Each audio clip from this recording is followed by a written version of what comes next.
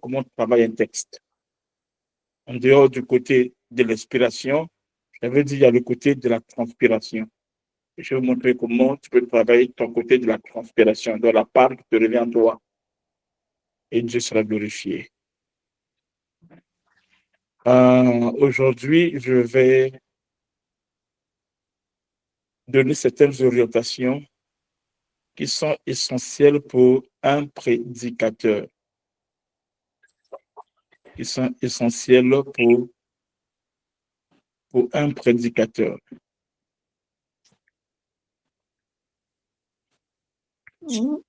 Rapidement. Est-ce que tu peux répéter, s'il te plaît? Pardon? Bonjour.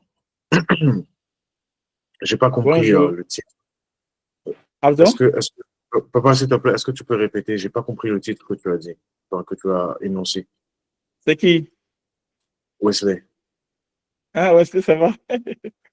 Je disais ceci que nous allons voir quelques principes essentiels qu'un prédicateur doit connaître. D'accord, merci beaucoup.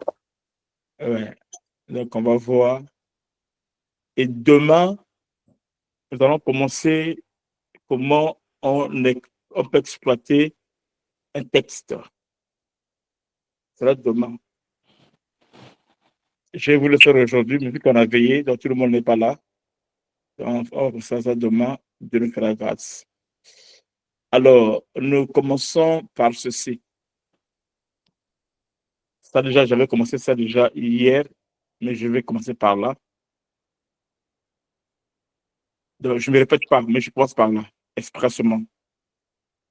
Donc, ce n'est pas le Saint-Esprit qui prêche, c'est toi qui prêche. Ce n'est pas le Saint-Esprit qui prêche, c'est le prédicateur qui prêche avec l'aide du Saint-Esprit. Ce n'est pas le Saint-Esprit qui prêche, mais c'est le prédicateur qui prêche avec l'aide du Saint-Esprit. Par conséquent, ne sois pas paresseux, mais prépare tes messages et sois concentré avant, pendant et après. Je vais répéter. 1, ce n'est pas le Saint-Esprit qui prêche, mais c'est le prédicateur qui prêche avec l'aide du Saint-Esprit. Ne sois pas paresseux, mais prépare tes messages et sois concentré avant, pendant et après. À ce niveau-là, il y a parfois certaines prières que les gens font. Ces prières-là, parfois, c'est parce qu'ils sont des enfants. Il y a même des pasteurs qui font ça. Il y a même des grosses églises qui font ça juste aujourd'hui. Et puis comment il dit, Seigneur, que l'orateur disparaît et que toi seul tu apparais, que l'orateur se taise et que toi tu parles. Oui, c'est juste. Ce sont des bonnes prières. Mais si l'orateur disparaît, ça veut dire que personne ne va prêcher. Je sais quand il parle de ça, il parle de la chair. Donc, que le côté charnel de l'orateur ne puisse pas opérer. Je comprends, je sais. Mais ce sont des prières qui sont enfantines, en fait. Des prières qui sont enfantines. Donc, sache que quand tu prêches, c'est pas le Saint-Esprit qui prêche. C'est toi le prêteur qui prêche avec l'aide, avec l'assistance, avec le concours du Saint-Esprit. Donc, il faut que tu te prépares. Pas te paresseux. Parce que Dieu a dit, quand vous direz, mettez les paroles dans votre bouche. Non. Il faut mettre chaque chose à sa place et chaque chose dans son contexte. Amen. Et cela est très, très important. Donc, ne sois pas paresseux pour dire que non, l'esprit me conduit. Non.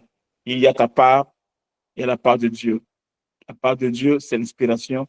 préparatoire, c'est la conspiration. On en a parlé dans le cours passé. 2. Quand tu prêches,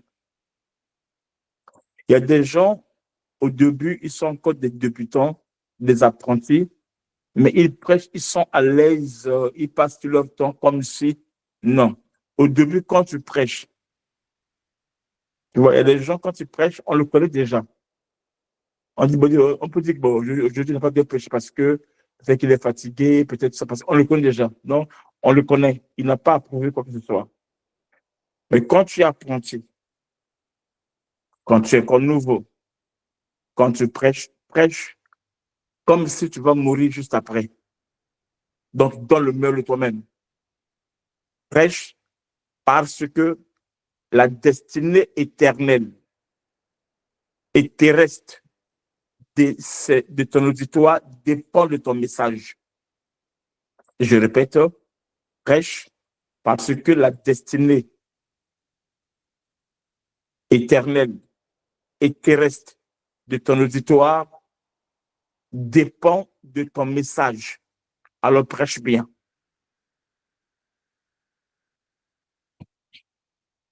Ça, c'est un point important.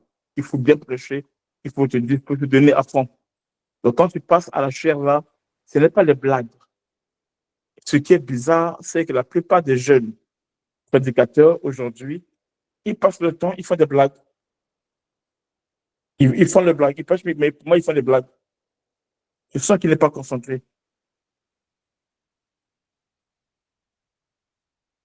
C'est pas bon. Quand vous passez dans la chair, libère les oracles de Dieu, sois concentré et prépare bien tes messages. Et c'est important. 3. On prêche avant de prêcher. On prêche avant de prêcher. Ceux qui ont été appelés à prêcher comprennent ce que je dis. Je vais répéter. On prêche avant de prêcher. Et je dis que ceux qui ont été appelés à prêcher comprennent ce que je dis. C'est-à-dire que avant que tu passes à la chair, avant que tu prêches à la chair, tu vas toi-même déjà être dans l'atmosphère de la prédication, comprendre la hauteur, la longueur, la largeur, la profondeur du message déjà. Ce message-là déjà commencé déjà à s'adresser à toi-même d'abord. Tu vas la mesurer déjà avant de prêcher. Et on aura la veillée le 18 avril. Le thème, c'est le second toucher. Mais dans mon esprit, je suis en train déjà de projeter, de visualiser dans mon esprit l'impact de ce message. Et peut-être je ne l'ai pas encore prêché. Donc, le message va commencer par faire quoi? Par agir sur moi-même d'abord. Sur moi-même d'abord. Et ensuite sur les autres. Ça, c'est le point 3. Le point 4, quand tu prêches, en général, ne prêche pas ta vie, mais prêche la Bible. Quand tu prêches, en général, ne prêche pas ta vie, mais prêche la Bible. Il y a des gens, quand ils passent à la sphère des prédicateurs, du début jusqu'à la fin, ils prêchent leur propre vie. Ça peut être bon quand c'est un témoignage. Ça devient mauvais quand ça devient de l'habitude. Quand ça devient tous les jours. Quand tu commences à exagérer, alors ça devient mauvais. Donc quand tu prêches, ne prêche pas ta vie, mais prêche la Bible. C'est 55 points. 4. OK. 5e point. 5e point. Attention, parce que 4e point, je ne sais pas quand tu témoignes. Tu peux donner le témoignage, Dieu t'a visité, Dieu a fait parce que tu étais l'exemple modèle. Ce n'est pas mauvais. Mais quand ça devient de l'habitude, où tous les jours, quand tu parles que le toi, tu te consoles, à un moment donné, les gens sont fatigués. L'homme est comme ça. Même ce que je dis est vrai, mais l'homme sera fatigué.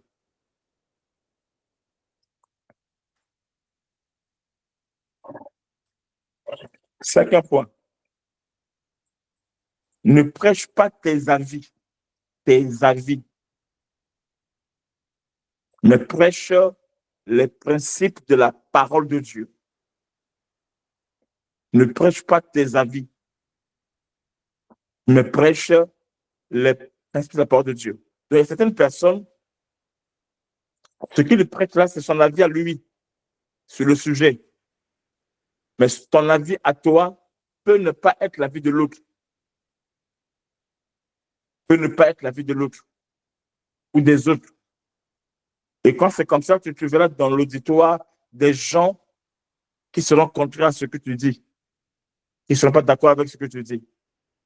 Parce que tu prêches ton avis à toi. Mais prêche les principes de la parole de Dieu.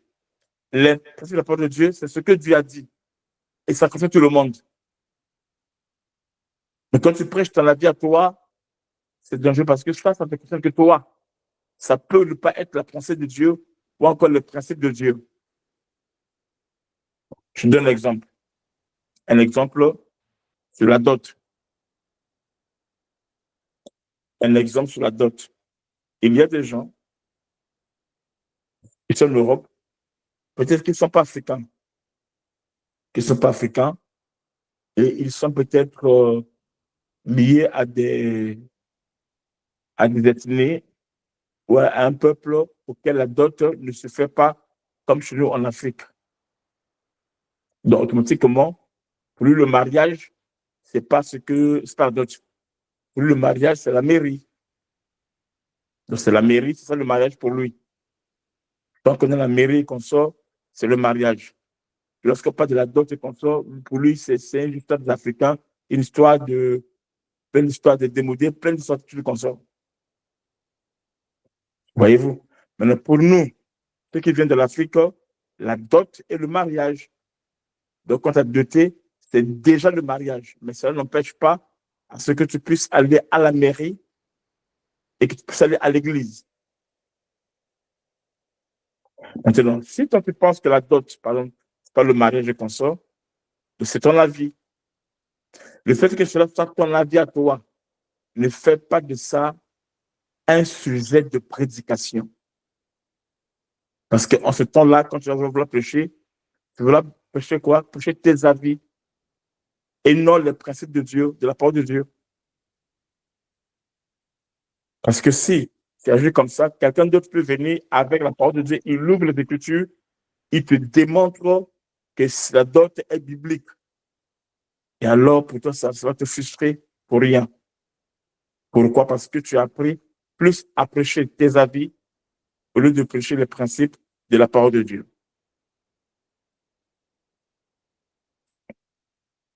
Ça, c'est comme un point. Cinquième. Cinquième. C'est le cinquième. Oui. OK. Sixième point. C'est le cinquième. Oui. Sixième point.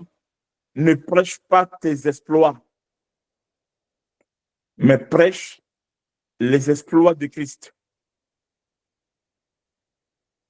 Ne prêche pas tes exploits, mais prêche les exploits de Christ. Attention, par là, je ne vais pas dire que tu ne dois pas prêcher les témoignages que tu as vécu avec Dieu. Non. Mais si ça devient tous les jours, il n'y a que ça, alors ça peut prendre une autre forme. Ça peut commencer à te déranger ou à toucher certaines sensibilités. Mais si par contre, ce que tu prêches, c'est l'histoire de Christ, c'est que tu es biblique. Tu prêches Bartimée, tu prêches la femme samaritaine, la femme de Père de sang, bref, tu es dans la Bible. Et là, il n'y a pas un problème. Mais quand tu prêches, au lieu de prêcher les exploits de Christ, tu reviens prêcher sur tes exploits à toi. Alors, À un moment donné, les gens peuvent commencer à accepter ça au début, gober à prendre au début, mais à un moment donné, alors ça ne passera plus. Ça sera compliqué.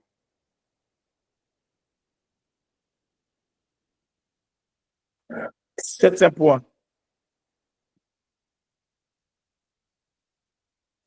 Ne prêche pas tes points forts. Ne prêche pas que tes points forts. Ok, c'est mieux. Ne prêche pas que tes points forts. Donc, les gens, quand ils prêchent, ils ne prêchent pas la Bible dans son ensemble. Non. Ils prennent que les choses, les points qui l'arrangent, auxquels il est fort. Il met ça en première place et il insiste là-dessus. Et les autres points, ce n'est pas son problème. Donc, ne prêche pas tes points forts, pas seulement tes points forts, mais prêche les attributs de Christ. Ne prêche pas seulement tes points forts, mais prêche les attributs de Christ. Et tu verras que ça va marcher. Tu iras très, très loin et Dieu sera glorifié. Tes points forts, c'est plus ce qui fait ta force. C'est bien, c'est pas mauvais. Mais il n'y a pas que ça dans la Bible. Tu peux toucher aux choses auxquelles qui ne sont pas tes points forts, mais tu touches, ce n'est pas un péché. Alors le mieux, c'est quoi? C'est de prêcher les attributs de Christ. Les attributs, tout le monde va s'en sortir. Amen. Donc, si tu prêches que tes points forts et tu ne prêches pas les attributs de Christ, sache que personne ne s'est converti pour te ressembler toi. Non. C'est vrai que Paul a dit, sur mes imitateurs. Mais si nous sommes convertis, car nous avons, car souvent nous cachons toujours nos bêtises, c'est-à-dire les points faibles. Et nous montrons plus nos points, nos exploits, les points forts. On doit prêcher Jésus-Christ et sa parole. C'est mieux. Et c'est plus facile. Amen. Amen. OK.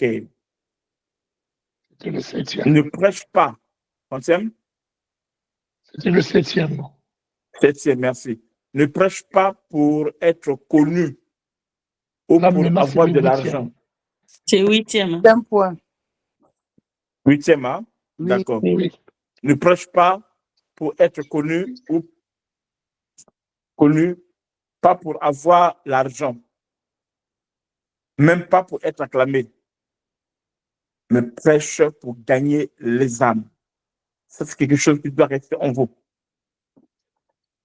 Et quand tu agis comme ça, Dieu prendra soin de toi. Et Dieu agira. Donc nous prêchons pour gagner les âmes. Neuvième point, ne prêche pas pour impressionner. On a déjà vu ça, mais je vais revenir. Ne prêche pas pour impressionner, mais prêche pour édifier. Tu peux impressionner sans autant édifier. Prêche pour édifier. Et c'est très important. C'est quoi ce point? 10e. Dixième, ok. Quand la terre était informe et vide, il y avait des ténèbres. Dieu a parlé, donc il a prêché. Je répète, quand la terre était informe et vide, et il y avait des ténèbres, Dieu a parlé, donc Dieu a prêché. C'est par rapport à la prédication qu'on change les réalités dans un environnement. Je vais répéter, quand la terre était informe et vide, il y avait les ténèbres, alors Dieu a fait quoi? Dieu a parlé. Donc Dieu a prêché. C'est par la prédication qu'on change les réalités dans un environnement. Amen. Il faut prêcher. L'environnement était bizarre, informe et vide, mais Dieu a parlé et les choses ont changé. Et nous aussi, malgré l'environnement, malgré ce que tu vois et qu'on sort, on sort à la prédication, à l'enseignement, et la prédication prendra le soin de changer les réalités de cet environnement. C'était 10e point ou 11e? C'était le 10e. 10e, 11e point. 11e point. Ce n'est pas parce que les gens acclament que tu as bien prêché. Donc, ne t'accroche pas seulement aux acclamations. Ça, c'est les bébés spirituels, les bébés prédicateurs qui veulent ça. Ce n'est pas parce que les gens acclament que tu as bien prêché, mais c'est parce que les gens songent que tu as bien prêché. Donc, ce qui va satisfaire ton cœur, ce ne sont pas les acclamations. Non. C'est lorsque tu vois que tes messages amènent le changement, le métanoïa. C'est ça qui va réjouir ton cœur, qui montre que tu as bien prêché. Donc, on n'a pas bien prêché parce que les gens acclament, non, mais on a bien prêché parce que cela a amené un plus, une transformation dans la vie des gens.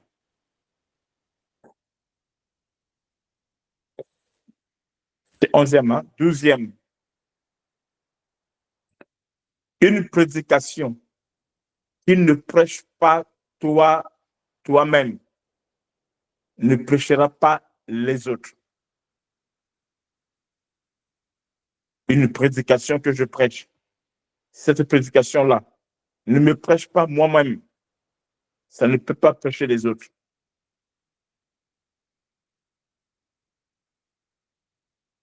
De ce qui fasse qu'une prédication, ça c'est le cœur d'un vrai prédicateur. Une prédication puisse changer les autres, il faut d'abord, au préalable, que tu le sentes que ce message-là te fait du bien à toi. Ça te sanctifie, ça te purifie, ça t'encourage et console. Ce que ça t'apporte, amen, hein, c'est ce que ça va apporter aux autres. Mais si ça t'apporte rien, ne pense pas que ça apporte quelque chose aux autres. Amen.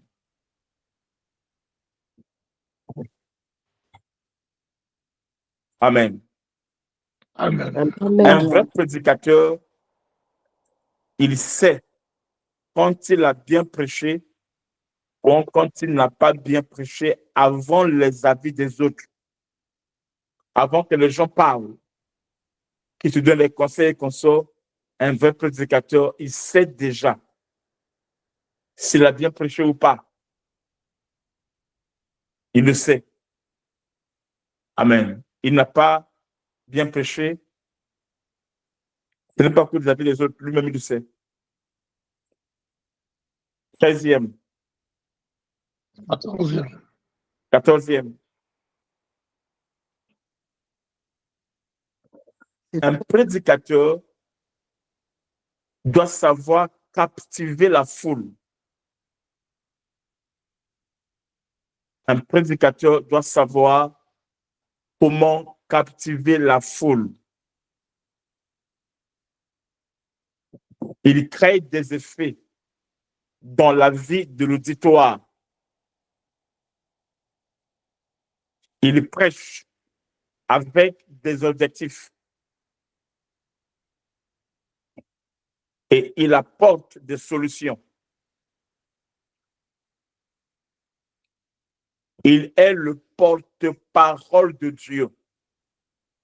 Je répète, Oui. un prédicateur doit savoir captiver la foule. Il crée des effets dans la vie de son auditoire.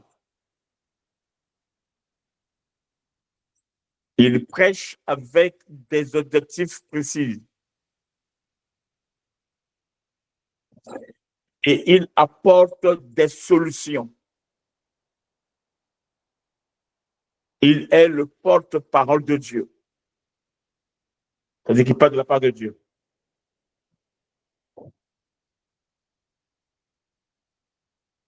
C'est bon? Je ne sais pas si on a un point, je ne sais plus. Vous pouvez le mot. Un autre point. 14e. 15e. 15e maintenant. OK. Il y a des gens qui n'ont pas écouté des prédicateurs. Aïe, aïe, aïe. C'est-à-dire que quand tu as écouté là, ce que tu as écouté là, tu crois avoir écouté. Il y a encore des prédicateurs que tu n'as pas encore écoutés. Le jour où tu écouteras un prédicateur à une autre dimension, tu sauras la différence entre un exhortateur et un prédicateur. Alors, ce prédicateur qu'on n'a pas encore écouté, ça peut être toi. Que Dieu a réservé, que Dieu a gardé, Amen. que Dieu est en train de préparer. Tu as écouté Francky Barra, tu as écouté Moïse Mbié, tu as écouté le pasteur que tu connais là, et qu'on sort. Mais il y a encore des prédicateurs qu'on n'a pas encore écoutés. Le jour où tu les écouteras, ces prédicateurs, tu feras la différence. Tu verras la différence entre un exhortateur et un prédicateur. Et ces prédicateurs-là, ils sont en préparation. Dieu va puissamment les utiliser et sa Amen. gloire va se manifester. 16e point. 16e point. Celui qui dit qu'il n'a pas bien prêché parce qu'on ne lui a pas accordé beaucoup de temps, il doit revoir son niveau de prédication. Même en 10 minutes, on peut bien prêcher. Donc, je répète, celui qui dit qu'il n'a pas bien prêché parce qu'on ne lui a pas accordé beaucoup de temps, il doit revoir son niveau de prédication. Car même en 10 minutes, on peut bien prêcher. Le pasteur doit t'emmener à te faire prêcher pour 10 minutes, mais pour 5 minutes, pour 15 minutes, pour 30 minutes, pour 45 minutes, pour 1 heure. Tu dois être préparé à prêcher dans ces différentes tranches de temps. Parce que tu peux aller quelque part, on te donne que 5 à 10 minutes dans un grand programme. Mais si tu n'es pas préparé à plus de 10 minutes, tu es perdu. Donc, il faut être fort pour 10 minutes, être fort pour 20 minutes, être fort pour 30 minutes, être fort pour 45 minutes, être fort pour 1 heure.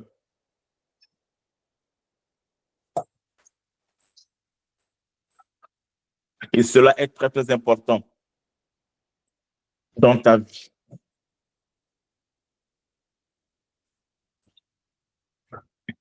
Écoutez encore un secret. Le Seigneur Jésus-Christ n'a jamais prêché au temple. Mais il a changé de vie. Et je répète, le Seigneur Jésus-Christ n'a jamais prêché au temple. Il était au temple, oui. Il prêchait là-bas, jamais. Mais il a changé de vie.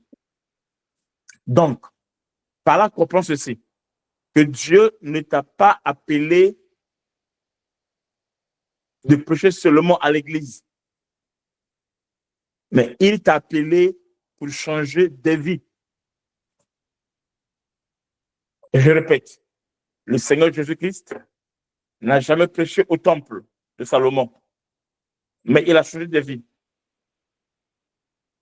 Et par là, je veux dire ici que Dieu ne t'a pas appelé de prêcher seulement à l'église, mais il t'appelle pour changer de vie. C'est comme moi, quand j'ai commencé mon ministère, À l'église, je ne prêchais pas. C'est moi qui gagne les gens. Les gens que je gagne à l'église, ils commencent à prêcher. Mais moi, que je les ai gagnés, ramenés, qu'on sort, moi, on ne me fait pas prêcher. Mais ça ne me faisait rien. Au contraire, c'est par rapport à ça que j'ai appris à prêcher. Parce que je prêchais dans la rue, je prêchais dans les marchés, je prêchais dans les hôpitaux, je prêchais dans les écoles. Donc, même si tu n'es pas. Donc, quand tu es prédicateur, ne t'attends pas seulement que tu prêches quand tu programmes à l'église. Là, non, non. Tu dois t'exercer. Tu peux prêcher sur Facebook. Tu peux faire des stories où tu prêches. Tu peux prêcher sur Facebook. Tu peux faire des courts messages où tu prêches. Et Dieu te bénira. Donc, ce n'est pas une raison, le fait que à l'église, on te va programmer et tu penses qu'on te néglige comme ça. Non. Dieu peut te juger partout. Prêche là où tu peux. Sa gloire va se manifester.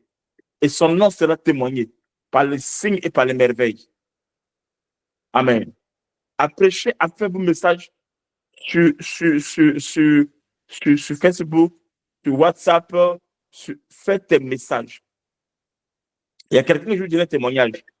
Comment il a commencé? Le frère, l'évangéliste Christ, hein? Kangoka. Mais j'ai oublié son prénom. Ndikumana. Christ Kangoka. Pardon? Ndikumana. Ok, ce que tu as dit là. Alors lui, il n'est pas le leader de son église. Dans son église, il est un pasteur. Il est parmi les prédicateurs. Alors, qu'est-ce qu'il commence à faire? Il a commencé à enregistrer des prières sur WhatsApp et envoyer ça aux gens. C'est comme ça qu'il a commencé. Et après, il y a eu des retours de témoignages. Et aujourd'hui, il devient l'un des pasteurs africains qui fait de l'impact à un niveau incroyable à l'extérieur de son église. Il fait des foules incroyables, des témoignages incroyables.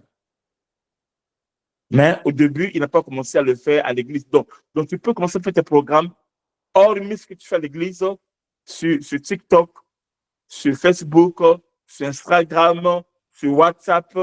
Tu fais tes programmes dans les stories et qu'on sort. Tu peux écrire les messages, comme tu peux faire des audios, comme tu peux faire des vidéos. Amen. Maintenant, n'aie pas peur. Exprime-toi. Travaille le don qui est en toi et Dieu va agir. Ne sois pas limité seulement parce que au temple, on me donne pas la parole. Jésus-Christ n'a jamais prêché au temple, mais il prêchait de ville en ville, de village en village, de lieu en lieu, annonçant la bonne nouvelle du royaume, guérissant les malades et consorts. Amen. Donc, après ce programme ici, à la fin, je m'aimerais te voir ce que tu feras avec ce que tu as reçu. Amen. Et c'est très important. Amen. Amen. Amen. Amen. Amen. Un autre Amen. point, 18e. 18e. Amen. Merci. Pourquoi un même message? 17. Ah, 18e. Bon, mettez ce que vous voulez mettre là-bas, je ne sais pas. Pourquoi Non, un 18e. même message qui est prêché dans 3 églises différentes n'a pas la même onction? C'est une question que je pose et je vais répondre. Pourquoi un même message qui est prêché dans 3 églises différentes n'a pas la même onction? 1. À cause de l'atmosphère, à cause de la préparation, à cause du mental et enfin à cause de l'auditoire qui est différent. Donc, j'ai posé la question, j'ai répondu à la question. Ma question est celle-ci: pourquoi un même message qui est prêché dans 3 églises différentes n'a pas la même onction? Parce qu'on n'a pas la même atmosphère, parce que les prédicateurs n'ont pas eu la même préparation, parce qu'on n'a pas le même mental et parce que l'auditoire est différent. C'est comme 3 femmes. Je leur donne le même condiment à préparer. Le poulet et consorts, même chose, ils vont vous produire 3 goûts différents. Pourquoi? C'est lié à l'atmosphère, à la préparation, au mental, à l'auditoire qui est différent. C'est bon? Amen.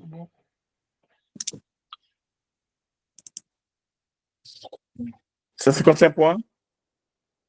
18e. On a Pardon? 19. 19. C'était le Ok. 18e, si tu donnes une note, ça Bon, sera mettez ce que 19e. vous voulez mettre. Vous courez seulement. Donc, il faut maîtriser ta prédication avant de prêcher. Il faut maîtriser ta prédication avant de prêcher. Et comme je l'ai dit hier, il faut aussi prêcher dans la langue que tu maîtrises.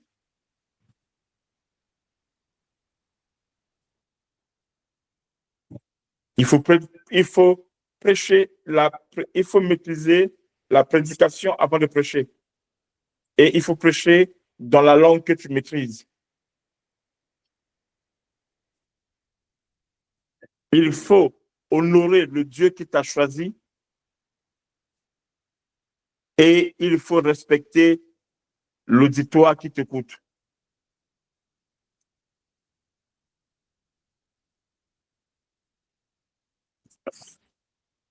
Amen. Amen.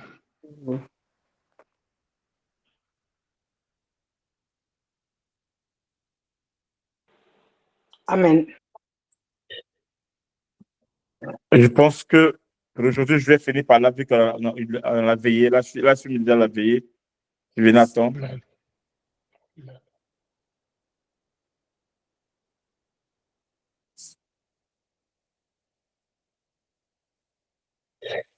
Est-ce que quelqu'un a une question?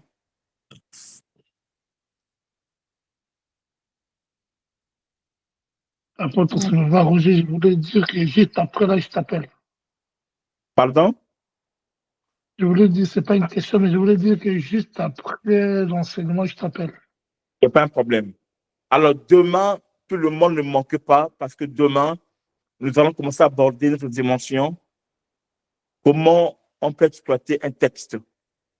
Je vais vous montrer comment, dans un texte, on peut faire sortir Jésus-Christ. Le Seigneur Jésus-Christ. La parole de Dieu. Donc, vous devez vraiment être attentif. Soyez attentifs pour bien suivre le cours parce qu'on va faire des exercices. Donc, d'abord, je vais enseigner et après, maintenant, on va faire les exercices. On va travailler ensemble. Alors, ça demande que vous soyez connectés, vous soyez attentifs, vous comprenez bien ce que je vais enseigner et ça va nous aider à faire des exercices bibliques. Amen. Amen. Amen. Ok, Dieu vous bénisse. Je laisse la place au modérateur. On se retrouve demain à 21h, heure de Paris. Merci, papa. Demain matin, on a culte à Bruxelles, sur de Bruxelles, que personne ne manque. Que personne ne manque. Maman Solange, demain, sois là avec les filles, s'il te plaît. Sois avec les enfants. Et vous me voyez. Que Amen. personne ne manque, s'il te plaît, sur de Bruxelles, que personne ne manque demain. Dès qu'on finit la veillée à 5h, 5h30, alors je prends la route pour Bruxelles. Soyons là à temps, s'il vous plaît.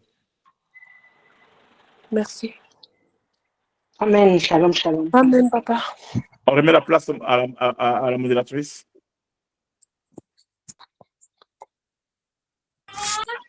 Amen.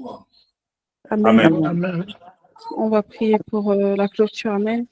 On va dire merci à Dieu parce qu'il nous a permis de comprendre le cours. Merci également pour la veillée qui va se passer cette nuit.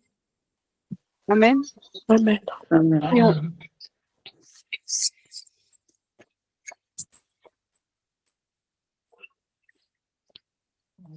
Amen. Seigneur, grâce, Seigneur. Je vous remercie, Seigneur, pour cette grâce. Pour cette Merci. Merci pour cette intelligence, pour cet exercice. Père béni soit glorifié par l'Esprit, Seigneur, de toute la gloire te revienne à toi. Que ce soit de l'homme béni dans la veillée, papa, que nous soyons encore à toi.